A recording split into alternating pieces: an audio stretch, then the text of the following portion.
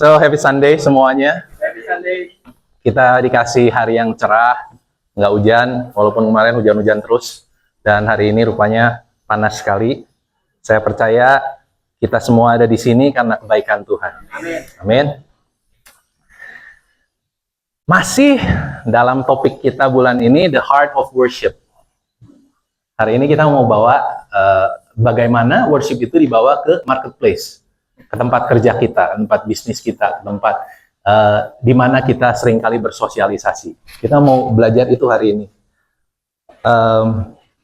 Worship pada dasarnya, kalau kita di gereja nih, kita selalu ngomong worship itu apa?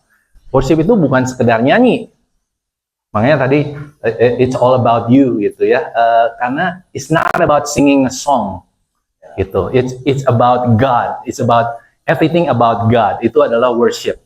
Jadi sebenarnya kalau saya biasa mendefinisikan worship, kalau pas lagi sesi worship itu saya sebutnya menempatkan fokus kita kembali kepada Tuhan. Itu adalah worship. Jadi kita sering sekali salah kaprah. Kita worship itu sering kali kita pikir, Tuhan ini saya nih. Saya lagi menyanyi untuk Engkau Tuhan. Give your attention to me. Kasih perhatianmu pada saya Tuhan, saya akan menyembah Engkau, lihat hatiku gitu. Itu dulu saya pikir begitu, worship adalah mencari perhatian Tuhan. Padahal worship itu adalah menempatkan perhatian kita kembali ke Tuhan. Karena perhatian Tuhan tidak pernah hilang dari kita, tapi perhatian kita seringkali kemana-mana. Worship itu menempatkan fokus pada Tuhan lebih daripada segala sesuatu yang dalam hidup kita. Contohnya apa misalnya? Cek coba. Pas bangun tidur, apa yang jadi fokus? Masing-masing cek. Kalau saya misalnya lagi disakiti orang misalnya ya. Ada orang yang mungkin mengatakan hal negatif tentang saya, mengkritik saya, dan kata-katanya pedas gitu ya. Mungkin waktu saya bangun tidur, yang saya pikir itu.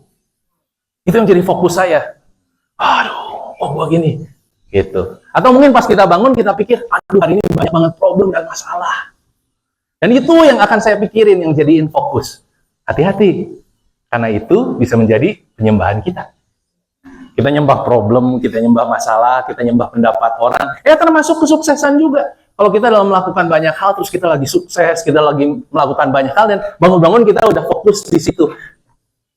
Dan sepanjang hari kita fokus di situ. Hati-hati, karena apa yang kita fokuskan itu menjadi sangat bukti. Itu sesuatu yang berharga untuk kita. Bahkan problem ya.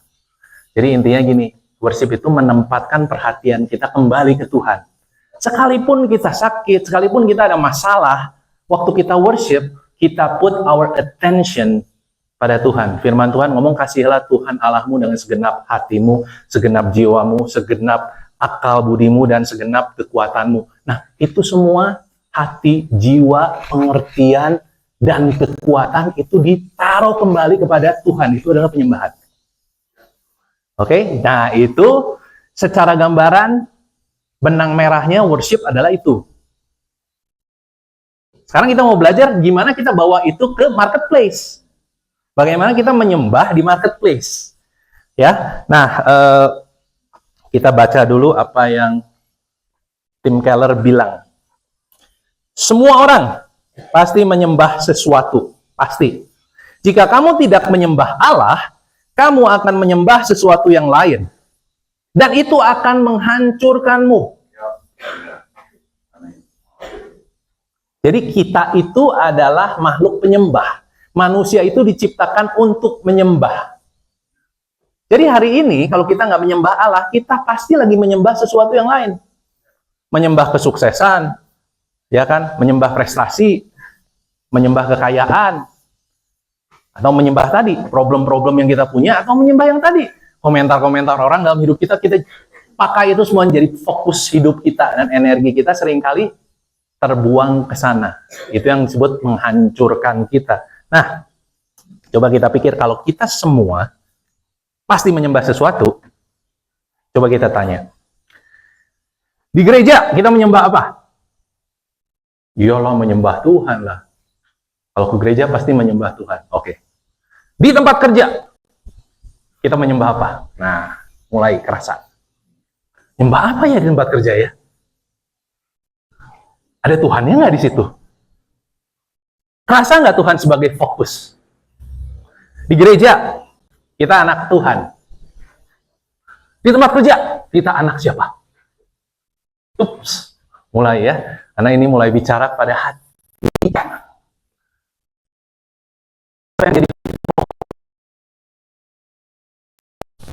Waktu kita jalan ke tempat kerja kita, waktu kita berbisnis, anak siapa nih? Kalau anak Tuhan, pasti sesuai dengan apa kehendak Tuhannya. Kalau di gereja, kita sadar. Kita kalau datang ke gereja, kita semua sadar, kita masuk. Selamat datang di rumah Tuhan. Kita tahu ini rumah Tuhan. Ya, walaupun sama adalah rumahnya Koroni, tapi kalau udah kebaktian minggu, ini adalah rumah Tuhan. Ya kan? Rumah Tuhan. Dan mau gimana juga, Koroni juga pasti akan ngomong, ini rumah Tuhan. Amin. Ya kan? Kalau kita datang ke gereja, kita sadar. Kalau kita di marketplace, kita datang ke kantor, kita datang ke tempat kerja, rumah siapa? Nah, apakah kantor kita juga rumah Tuhan? Apa yang menjadi fokus? Toko kita apakah rumah Tuhan? Di mana kita berbisnis, apakah itu rumah Tuhan? Di mana kita sosialisasi, apakah itu rumah Tuhan? Di gereja, segala kemuliaan bagi Tuhan. Ya kan, kalau di kantor, biasa kalau tim musik suka ngomong, segala kemuliaan bagi dua. Kalau di gereja, segala kemuliaan bagi Tuhan. Ya, kalau di kantor kita seringkali, enggak lah, Tuhan mah Tuhan, Dia mah memberkati, segala berkat mah punya gua. Nah, hari ini waktu saya mau bawa ini nih, tentunya saya sendiri banyak di silet-silet ya. Karena saya banyak harus evaluasi diri saya sendiri. Karena firman Tuhan itu bermata dua. Nah, kalau saya nggak ngomong kayak gini, saya nggak menyampaikan kehendak Tuhan. Tapi kalau saya menyampaikan, saya tahu bahwa ini cukup jelek banget terhadap saya dan terhadap kita semua. Tapi saya percaya firman Tuhan ada untuk membenahi kita, untuk menyembuhkan, memulihkan kita, bahkan untuk memberkati kita. Karena itu waktu firman Tuhan ada, yuk kita buka hati, kita ngomong, Tuhan saya mau. Ajar pada kami. Nah, kerinduan Tuhan adalah jawabannya semuanya sama dimanapun kita berada. Dalam segala aspek kehidupan kita, Tuhan nomor satu. Penyembahan adalah itu. Menempatkan Tuhan di nomor satu. Dan penyembahan akan terlihat dari perbuatan. Nah, itu yang paling penting. Marketplace-nya itu di situ. Karena penyembahan bukan cuma masalah hati, tapi tercermin dalam tindakan. Saya ulang, penyembahan itu adalah masalah hati yang tercermin dalam tindakan. Jadi kalau hati kita tertuju pada Tuhan, fokus kita pada Tuhan, pada agendanya Tuhan, segala yang kita lakukan, keputusan kita apapun, pasti itu tentang Tuhan, tentang agenda Tuhan. Amin? Amin? Nah, terima kasih. Mungkin di sini agak lagging, signalnya belum nyampe kalau yang pertama tadi ya, hilang di tengah jalan. Amin? Amin. Oh, luar biasa. Udah benar sekarang signalnya. Kita perlu memutuskan siapa yang kita sembah. Kita perlu memutuskan siapa yang menjadi Tuhan kita. Siapa yang menjadi Tuhan kita menentukan prioritas kita dan tercermin dalam tindakan kita. Karena kita adalah makhluk penyembah, kita udah pasti menyembah sesuatu, kita harus mutusin, kita mau menyembah siapa? Menyembah berkat, menyembah problem, atau menyembah Tuhan.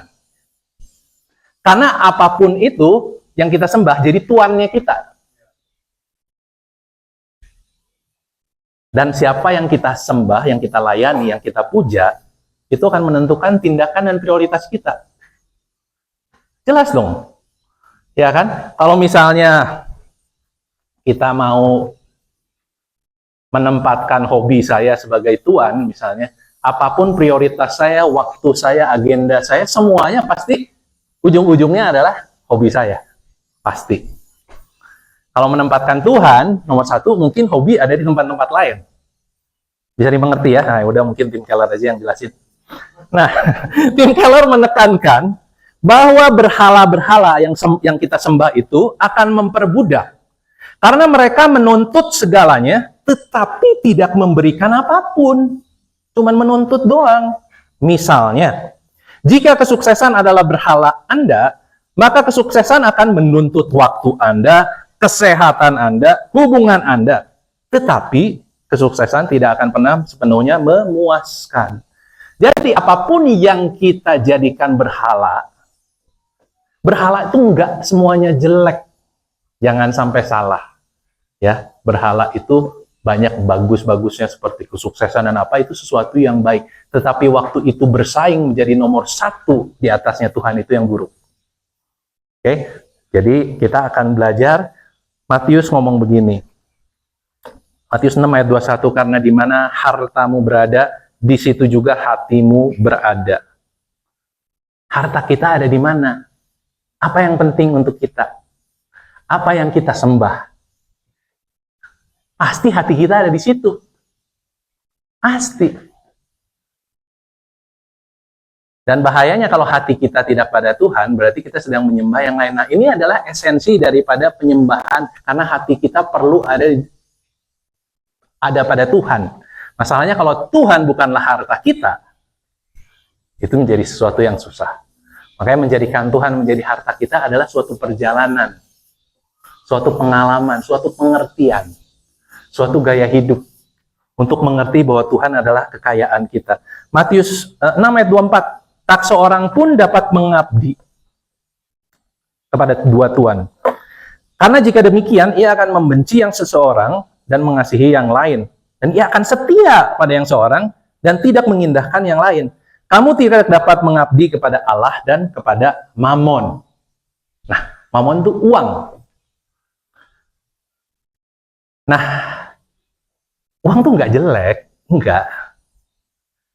Tapi kalau kita mengabdi kepada uang, yang seharusnya uang adalah alat, kita akan menjadi alatnya uang. Gitu. Jadi firman Tuhan mengingatkan di sini, perhatiin deh, firman Tuhan nggak ngomong bahwa Tuhan disandingkannya dengan iblis, enggak. Tuhan disandingkan dengan sesuatu barang yang adalah juga sistem manusia sendiri, mamon, uang. Itu adalah sesuatu yang ada dalam hati kita, keinginan kita, yang berhubungan sama masa depan kita, berhubungan dengan kekhawatiran kita, berhubungan dengan sukacita kita. Itu uang tuh. Nyambungnya ke situ. Oke? Uang memang penting, tetapi uang bukanlah tujuan. Ya, uang bukan tujuan utama. Orang hidup bukan untuk cari uang, tujuan utamanya bukan itu. Uang betul nggak penting? Penting, perlu dicari nggak? Yes. Tapi bukan tujuan utama. Uang itu bukanlah Tuhan, tetapi Allah, alat. Manusia adalah tujuan utama. Uang adalah alatnya. Jangan sampai terbalik. Terbalik itu maksudnya gimana? Menggunakan uang sebagai tujuan utama dan manusia sebagai alat. Ini sangat-sangat berlawanan dengan kerinduan hati Tuhan. Karena agenda Tuhan adalah manusia. Yesus datang ke bumi ini untuk menyelamatkan manusia. Manusia menjadi tujuan utama. Alatnya adalah uang untuk memberkati orang-orang yang ada. Tanpa uang ini bisa dibangun nggak? Nggak bisa. Uang penting nggak? Penting. Tapi bukan tujuan utama. Uang adalah sesuatu yang Tuhan percayakan untuk kita pergunakan untuk memberkati manusia. Nah, kebanyakan kalau kita salah kaprah, manusia adalah suatu alat yang Tuhan percayakan untuk menciptakan uang. Itu salah kaprah. Jadi manusia dijadikan alat. Semua kita perbudak dan sebagainya, kita kembali kepada sistem-sistemnya si jahat. Inginnya memperbudak, dan berhala itu memperbudak. Oke. Nah, yang Tuhan mau adalah kasih Tuhan, kasih sesama, bukan kasih uang. Kasihilah Tuhan Allahmu dengan segenap hatimu, dengan segenap jiwamu, segenap akal budimu, segenap kekuatanmu. Itu adalah hukum yang pertama. Dan hukum yang kedua ialah kasihilah sesama manusia seperti dirimu sendiri, dan tidak ada hukum lain yang lebih utama daripada kedua hukum ini. Firman Tuhan udah ngomong, cuma ada dua yang paling utama, yang jadi fondasi yang kita perlu pegang. Love God, love people. Not love money. Love God, love people. But it's so easy to love money. And it's never enough. Never be enough. Aduh, kaget. Sorry kalau kaget. Itu yang udah pada nonton tahu. Tapi never enough. Bukan cuma sekedar uang, popularitas, prestasi, whatever that we have, never enough. Karena kita diciptakan Tuhan itu untuk satu, mengasihi Tuhan. With everything that we have. Everything that we are. Jadi menyembah Tuhan itu sesuai, cocok. Sebagai manusia yang diciptakan menyembah penciptanya. Cocok, klop, fit, fitting, kalau bahasa Inggrisnya. Jadi, kita diciptakan untuk menyembah Tuhan dan mengasihi dan melayani sesama. Oke. Next. Kita menjadi serupa dengan apa yang kita sembah. Mazmur 115 ayat 4. Berhala-berhala mereka adalah perak dan emas, buatan tangan manusia. Seperti itulah jadinya orang-orang yang membuatnya, dan semua orang yang percaya kepadanya. Apa yang kita sembah, itu akan menjadi acuan, kita akan semakin mirip seperti itu. Ya, kalau kita misalnya menyembah budaya Korea-Koreaan hari ini, which is kebanyakan dari kita begitu, kita akan semakin mirip sama sesuatu yang kita sembah. Iya, perkataan kita, cara berpakaian kita, rambut kita, whatever. Is there anything wrong with that? No. Cuman artinya gini, kita tahu ada sesuatu yang memikat hati kita lebih daripada Tuhan. Itu aja, untuk kita periksa. Karena apa yang kita sembah, kita akan jadi mirip seperti yang kita sembah. Whatever it is. Kalau kita menyembah Tuhan, kita akan semakin mirip sama Tuhan. Itu poinnya. Nah, kalau kita menyembah Tuhan di marketplace tempat kerja, perbuatan kita, keputusan kita, cara bisnis kita akan semakin mirip sama Tuhan. Itu poinnya.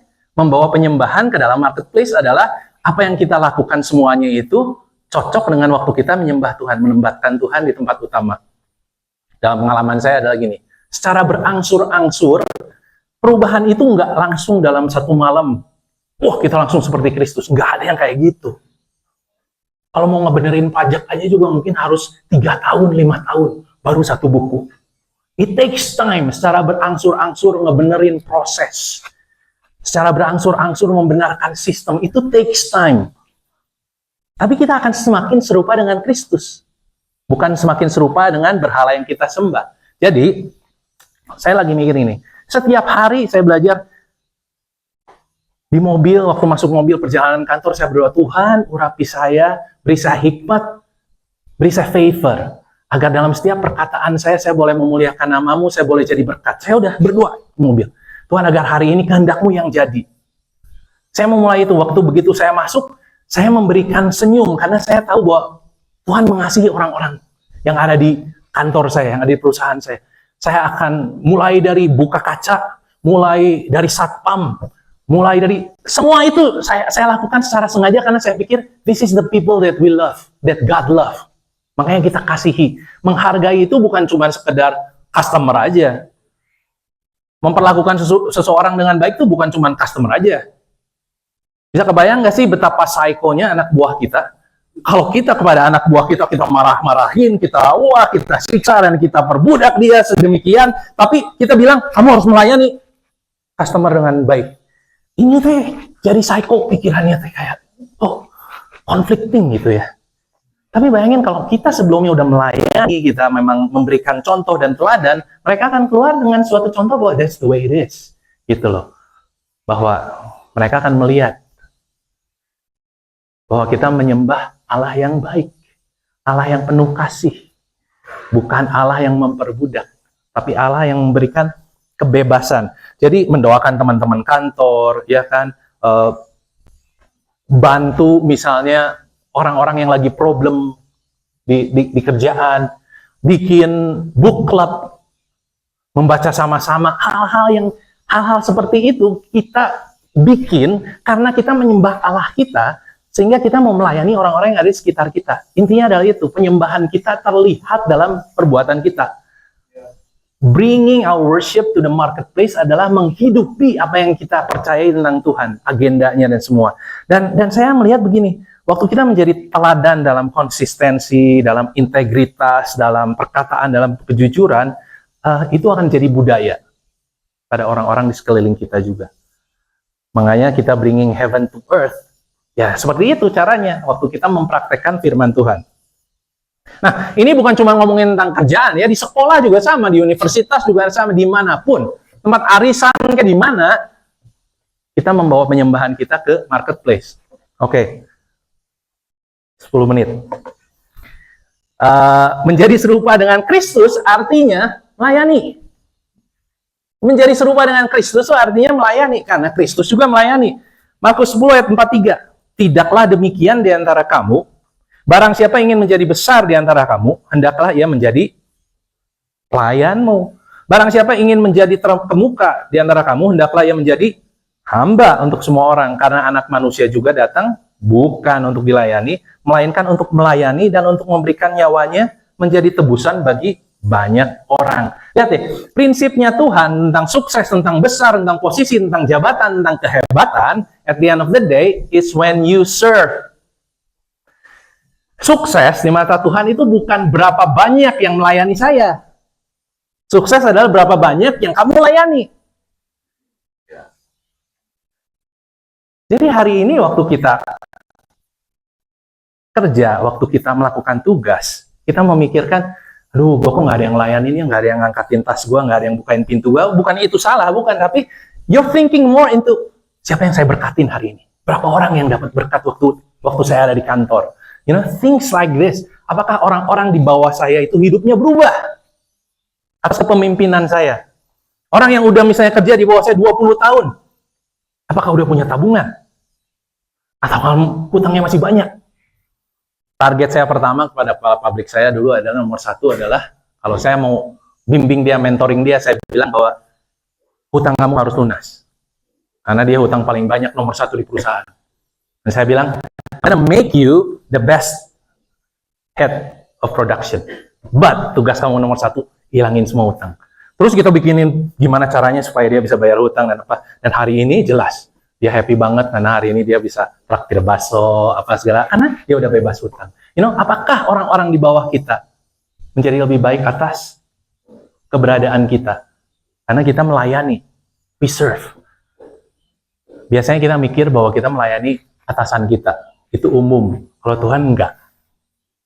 Tuhan go deeper than that. You serve your people. Amin. Amin. Yes, terima kasih. Kolose 3:23. Apapun juga yang kamu perbuat, perbuatlah dengan segenap hatimu seperti untuk Tuhan, bukan untuk manusia. Ayat 24 penting banget. Kamu tahu dari Tuhanlah kamu akan menerima bagian yang ditentukan bagimu sebagai upah. Nah, waktu Kristus jadi tuannya kita melakukan segala sesuatu untuk kesenangannya Tuhan, karena Tuhan kita adalah Kristus. Tapi gini, kadang dalam pekerjaan kita seringkali nggak dihargain. Kita seringkali diperlakukan tidak adil. Saya masuk duluan, saya kerja duluan, dia dapat bonus duluan. Gue udah kerja kayak gini, excellent ya, gue udah kerja kayak gini, si bos nggak lihat. Gue udah melakukan gini-gini, gue malah dikritik jelek-jeleknya. Gue cuman kesalahannya doang yang kasih tau. You know, we experience that. Kita mengalami itu. Tapi kalau Tuhan adalah Tuhan kita akan melakukan yang terbaik untuk Tuhan. Dan Tuhan ngomong, don't worry, upahnya dari aku. Itu yang Tuhan ngomong. It doesn't matter. Saat-saat ini mungkin kita udah nabur, tapi belum dapat. Tuhan ngomong, no, don't worry. Aku nggak berhutang. The best is yet to come. Selama you keep doing the right thing, Tuhan ngomong, kamu akan dapat upahnya. Karena Tuhan kita adalah Tuhan yang generous. Tuhan kita nggak pelit. Kalau Tuhan kita mamon, kita akan kerja dan nggak pernah cukup. Tapi kalau Tuhan kita adalah Kristus, kita akan selalu dicukupkan dalam segala musim apapun kita. Apapun musim kita akan selalu dicukupkan. Bahkan Tuhan janji akan berlimpah, kita akan mengalirkan berkat kepada orang lain. Ini adalah ayat kesukaan saya. Mazmur 16 ayat 4 bukan yang nomor 4 yang kesukaan saya nomor 5, tapi ada nomor 4-nya dulu ya. Bertambah besar kesedihan orang-orang yang mengikuti Allah lain. Bukan itu yang saya sukain, bukan. Aku tidak akan mengikuti persembahan korban curahan mereka yang dari darah. Juga tidak akan menyebut nama mereka di bibirku. Artinya gini, ada orang-orang yang menyembah Allah-Allah dan berhala lain, kesedihannya tambah besar. Itu poinnya. Tapi nomor 5 inilah favorit saya. Ya Tuhan, Engkaulah bagian warisanku dan pialaku. Engkau sendirilah yang meneguhkan bagian yang diundikan kepadaku. Ali pengukur jatuh bagiku di tempat-tempat yang permai. Ya, milik pusakaku menyenangkan hatiku. Di sini Tuhan ngomong bahwa kamu waktu menyembah, bukan menyembah berhala, kamu akan mendapatkan bahwa bagian yang terindah dalam hidup kita adalah Tuhan sendiri. Engkaulah bagianku. Saya kadang-kadang gini loh, dalam kerjaan tuh, aduh, kenapa dia ya? Kenapa aku dapat ini? Kenapa belum dapat itu? Dan firman ini selalu meneguhkan saya, Tuhan, Engkaulah bagianku. Kalau seolah-olah ada undian pun, aku akan dapat tempat-tempat yang Tuhan tempatin, tempat yang permai. Nggak akan lari. Itu yang Tuhan udah tempatkan, itu nggak akan lari.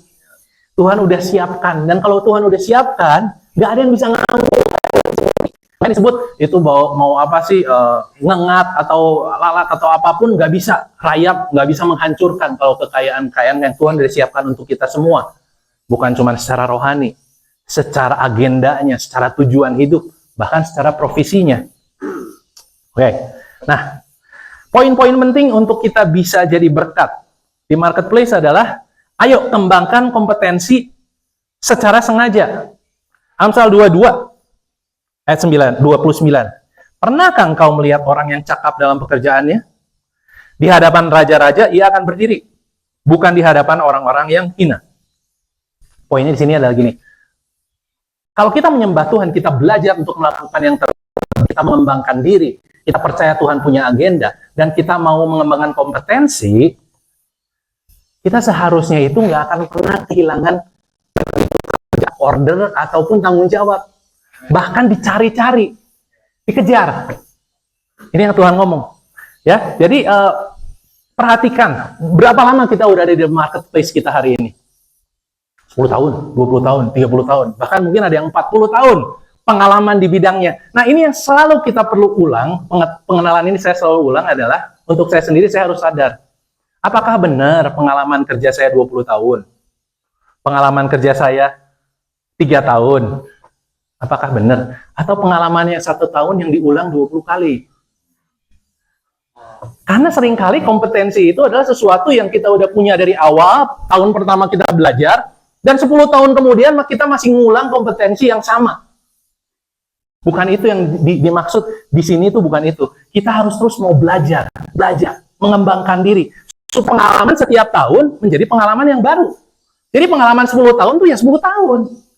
Bukan pengalaman 1 tahun diulang 10 kali. Nah, kebanyakan kita punya kenyamanan seperti itu dan kita sulit keluar dari zona nyaman untuk memperjuangkan kemajuan kita sendiri. Jadi perhatikan, kalau mau kompeten, ikutin training, belajar, seminar, oke? Dapetin mentor. Terus perhatikan kapasitas. Kapasitas tuh ngomong tentang kepribadian kita, bakat dan talenta. Ya, tim musik udah siap untuk jemuran ya? Enggak ya? Terus sikap. Tadi ngomongin kapasitas juga ngomongin tentang lingkungan, pergaulan. Seringkali kita nggak bisa maju karena pergaulan kita yang bikin kita bontot. Oke, jadi keluar dari pergaulan yang toksik.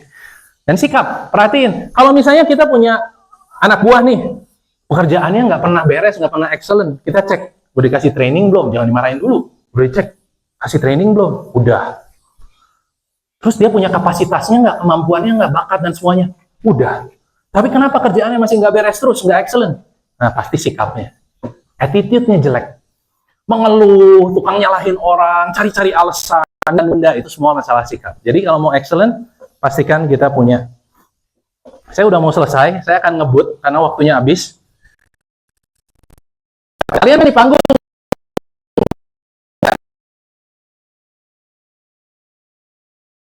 Nggak apa, kalian di atas. Prinsip 3C dalam bisnis ini, dulu waktu saya ikut mentoring bisnis, mentor saya bilang ini, 3C dalam bisnis itu katanya Cheng Li, cincai, cuan. Bisnis harus selalu begitu. Harus Cheng Li, harus cincai, harus cuan. Dalam hati saya, ini udah ada di dalam firman Tuhan dari dulu. Kita baca. Untuk prinsip Cheng Li, sebagaimana kamu kehendaki supaya orang perbuat padamu, perbuatlah juga demikian pada orang lain. Kamu nggak mau ditipu, jangan nipu orang. Kamu pengen dikasih berkat, berkatin orang. Kamu pengen dapat pelayanan yang terbaik, kasih pelayanan yang terbaik. Cheng Li. Firman Tuhan udah ngomong itu dari 2000 tahun yang lalu.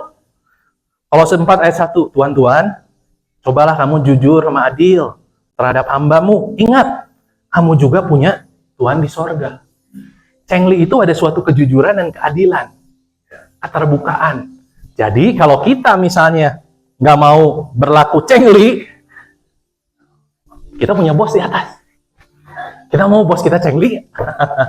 Ya puji Tuhan, bos kita selalu full Cheng Li all the time, anytime. Nah, Imamat 19 ayat 13. Janganlah engkau memeras sesamamu manusia. Janganlah engkau merampas. Janganlah kau tahan upah seorang pekerja harian sampai besok harinya. Apapun alasannya, usahakan ini kita perlu. Jangan meres. Bisnis itu bukan lewat pemerasan.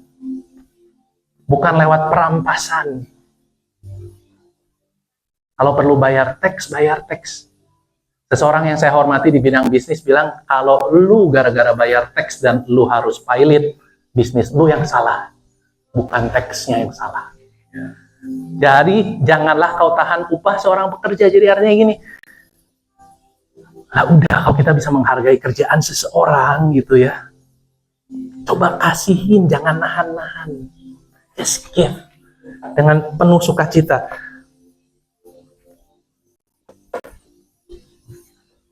Cincai. Generosity. Siapa banyak memberi berkat, diberi kelimpahan. Siapa memberi minum, ia sendiri akan diberi minum. Kadang kita suka susah mau cincai. Kita hitungan semuanya. Firman Tuhan, be generous. Be generous. Give. Give. Prinsip firman Tuhan adalah give. Give to take. Sistem transaksi adalah what's in it for me. Apa yang gue dapat? Firman Tuhan ngomong give dulu. Give dulu. Give dulu. Give dulu. Hari-hari ini kebanyakan dari orang yang masih bisnis seringkali karena berani untuk give dulu. Mau layani dulu, mau ngasih dulu, mau proof dulu. Karena waktu dia memberi berkat, dia akan diberi kelimpahan. Ngomongin tentang cuan, cuan penting nggak? Sangat penting. Kalau nggak bisnis nggak cuan, ngapain? Bisnis harus cuan. 1 Korintus 10 ayat 24 mengingatkan, tapi jangan seorang pun mencari cuan sendiri. Hendaklah tiap-tiap orang mencari cuan orang lain. Penting dalam bisnis, dalam kerjaan kita juga kita mikir, what can I do for others? Bukan cuma kita memperlakukan orang lain untuk kepentingan kita, tapi apa yang kita bisa berkatin orang lewat apa yang kita lakukan.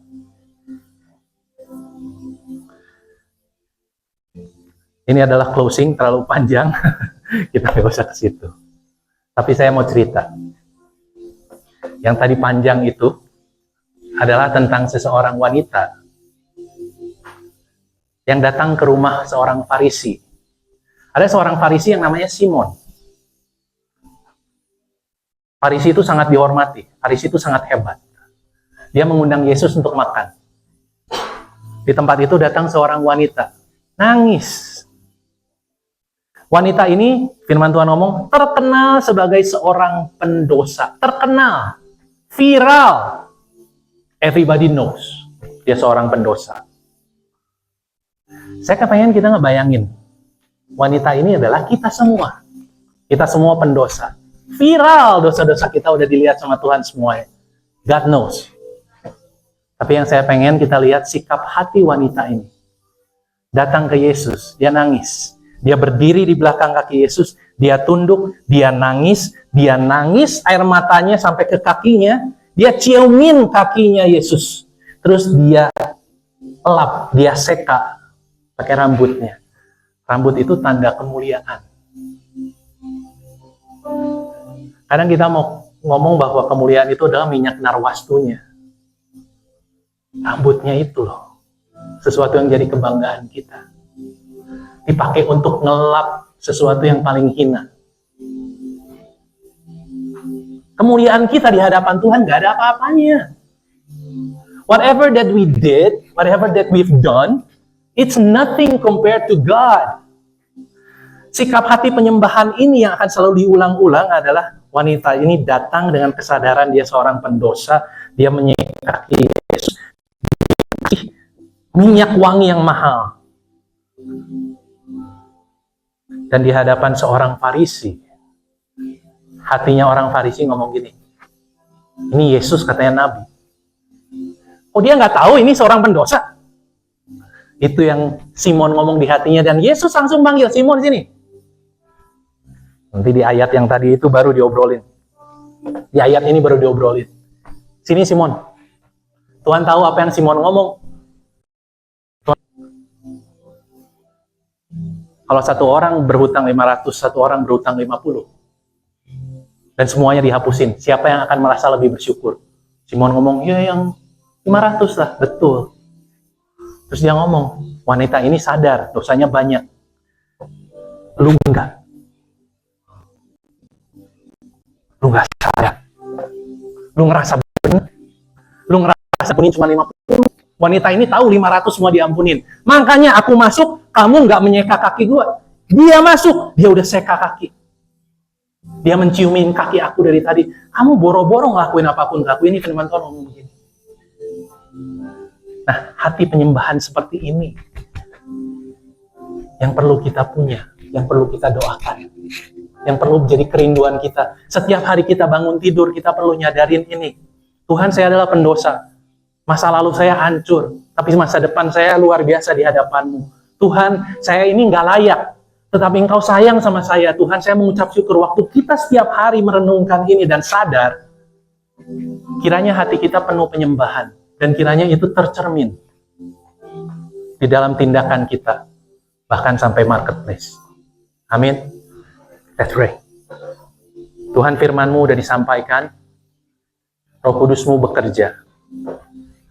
Tuhan, nggak perlu kami pura-pura di hadapan-Mu, karena kami semua nggak ada yang benar. Kami semua berdosa. Kami bisa aja Tuhan saling ngebandingin dosa kita, siapa yang lebih besar, bahkan perbuatan baik kita, siapa yang lebih besar, siapa yang lebih hebat. Wah, kita bisa melakukan that game. What for? Yang kami perlu sadari hari ini adalah kami semua adalah orang-orang yang nggak layak Tuhan di hadapan-Mu, tetapi Engkau begitu mengasihi kami. Tuhan, hari ini kami memutuskan sama-sama menjadikan Engkau sebagai Tuhan, Raja, Juru Selamat, dan Tuhan yang kami sembah. Segala sesuatu yang lain just fade away, God. It's all about you, Jesus. It's all about you, God. Tuhan, kalau kami ada melakukan kesalahan-kesalahan, saat ini kami mau bertobat. Saat firman-Mu dinyatakan, Tuhan, kami mau memutuskan melakukan yang benar di hadapan-Mu. Dan Tuhan, kiranya saat ini Tuhan, urapan-Mu turun atas kami. Memampukan kami melakukan firman-Mu. Bukan dengan kekuatan kami, tetapi karena kasih karunia-Mu memampukan kami.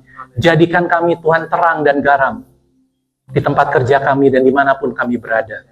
Terima kasih Tuhan kalau kami udah mulai mendengar firman-Mu dan kami saat ini menerima kasih-Mu. Biar kasih-Mu itu Tuhan yang menggerakkan kami dari dalam keluar. Terima kasih Tuhan. Di dalam nama Tuhan Yesus, kami udah berdoa sama-sama katakan. Amin.